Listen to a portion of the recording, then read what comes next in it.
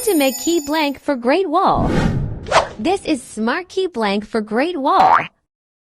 And now how to make this key blank by Super Key Blank. We will use 2m2tank CNC key cutting machine. We'll click a Generate Key Type laser key. Here we'll search for Haval. Click a Continue. Click a cutting for the first time. And install the key blank depending on the picture.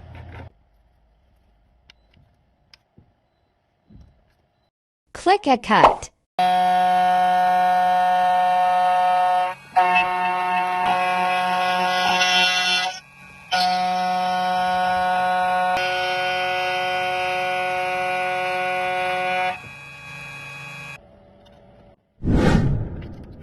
Key blank is ready.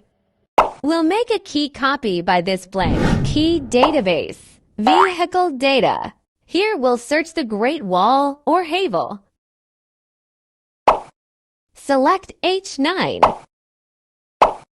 We'll install the original key on the clamp. Select the code.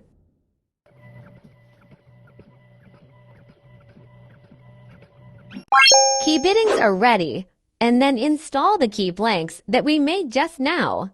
Click Cut.